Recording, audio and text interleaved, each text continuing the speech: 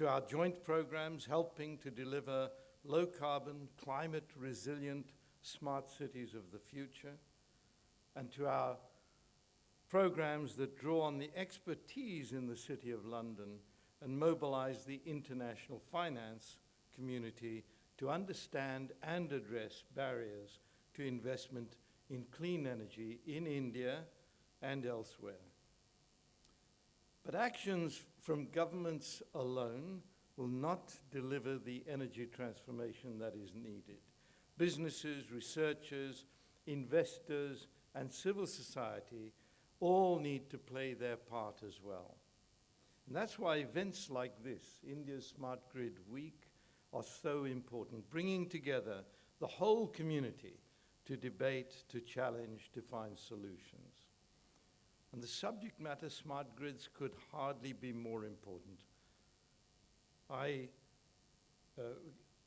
pick up on what Ambassador Arpa Pala has defined as a smart grid.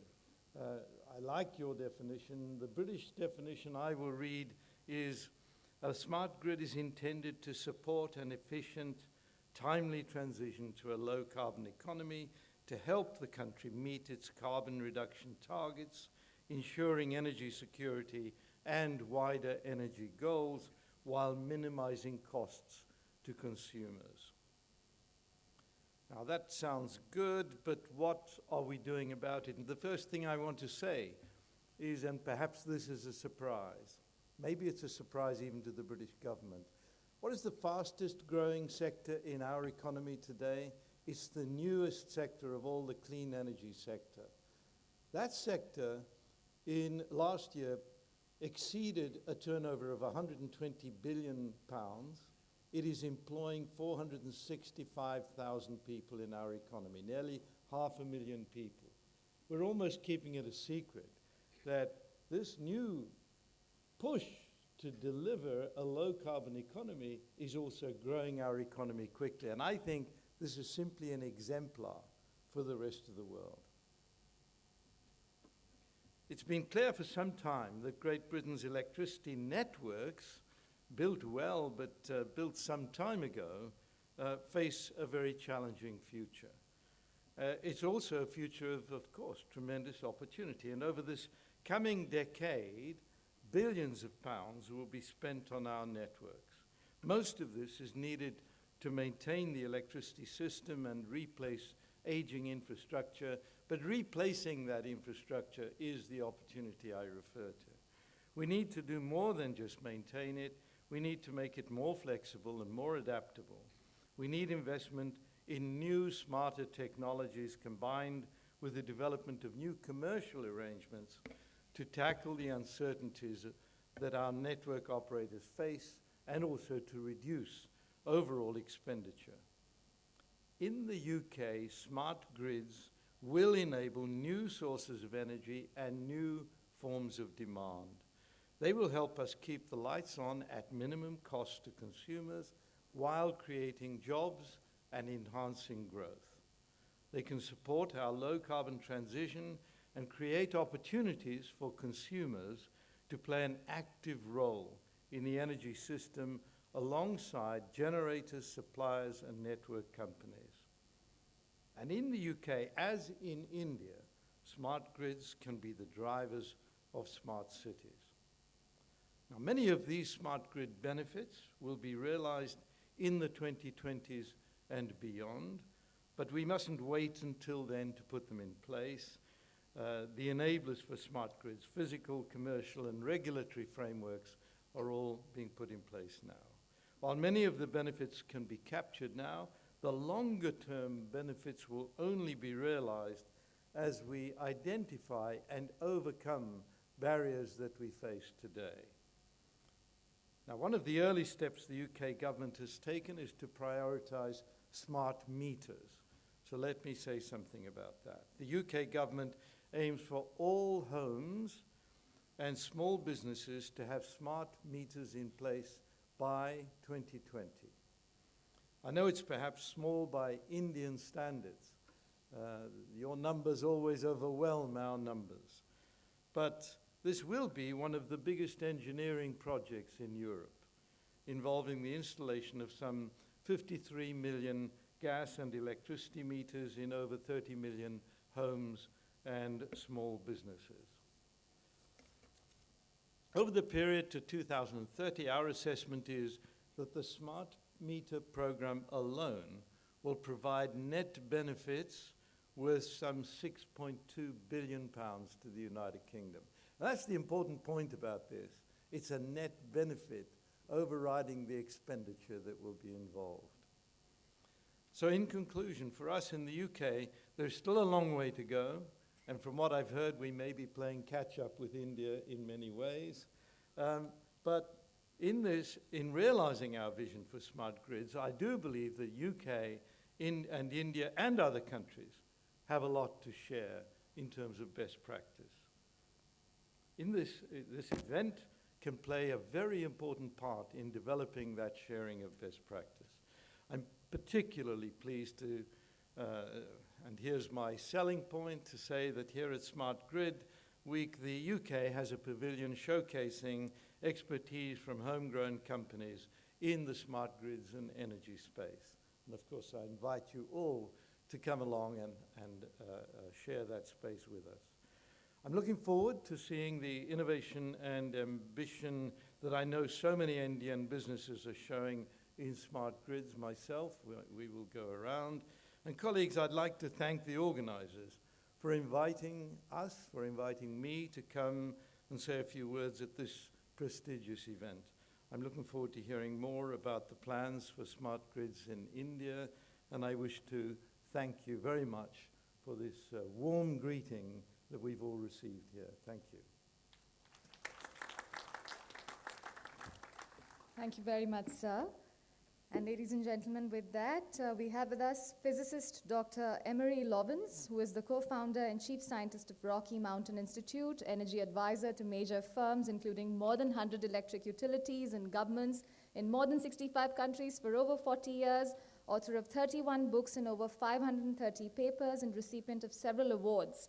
Since the 1970s, he has developed many of the concepts and strategies that underpin today's global transition to efficiency, renewable energy sources, distributed generation, and resilient grids. Ladies and gentlemen, here he is. Let's welcome him with a big hand. Thank you.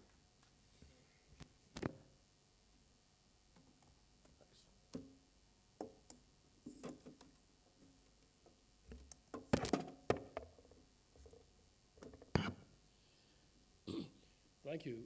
Excuse me. Thank you for the honor of sketching some energy surprises that I'll elaborate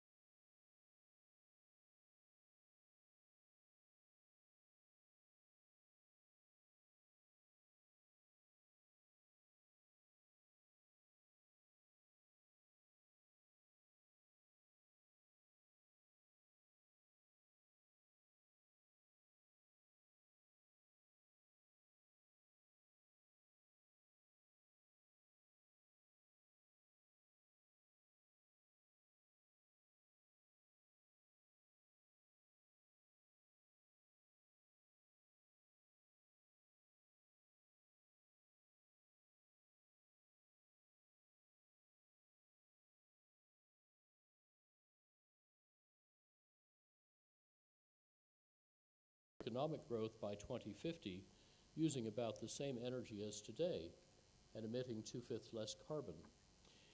India has, I think, a similarly startling potential to save far more energy than current analyses suggest, particularly because you're not as far along as China in building so much infrastructure. You're maybe a third done, they're about 2/3 done, so you've got a bigger opportunity to build things right, easier than fixing them later. And in my lecture, I will offer nearly a terawatt of profitable efficiency examples. I think India's negawatt revolution may prove fully as important and exciting as the renewable revolution now so thrillingly begun. India's impressive political, business, and technical leaders have boldly begun to solve your nation's energy problems and the world's, adding equally ambitious efficiency gains as you build your new infrastructure can probably at least double renewables' share and turn India from an energy deficit to an energy surplus country. More in the next session. Thank you.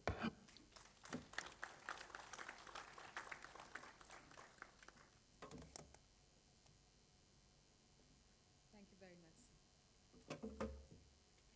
Thank you very much, sir. Ladies and gentlemen, we have with us Ms. Varsha Joshi, an IS officer of the 1995 batch, Union Territories Cadre, presently serving as Joint Secretary in the Ministry of New and Renewable Energy, Government of India. She has nearly 2 decades of experience in public administration and policy making in the geographically diverse regions of Delhi, Chandigarh, and Arunachal Pradesh.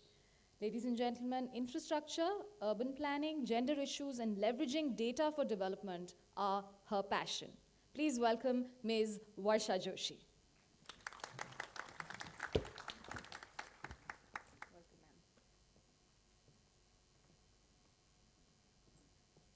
Respected Pujari sir, excellencies and dignitaries on the dais, and distinguished delegates. I'm here on behalf of Mr. Upendra Tripathi, Secretary of the Ministry of New and Renewable Energy, who unfortunately could not make it here at the last moment. The Ministry of New and Renewable Energy is a natural partner for anything that is to be done in smart grids, because with our 175 gigawatt target, which breaks down in fact to 60 gigawatts of wind, 60 gigawatts of big solar, and 40 gigawatts of distributed solar rooftop. So each of these targets bring their own challenges, and I'd like to think bring their own opportunities when it comes to making the system smarter, because big wind and big solar, if you want to schedule and forecast them and balance them properly, we certainly need a lot of smart transmission. And 40 gigawatts of solar rooftop will not happen without a much smarter distribution system. So we believe that we are a catalyst, therefore,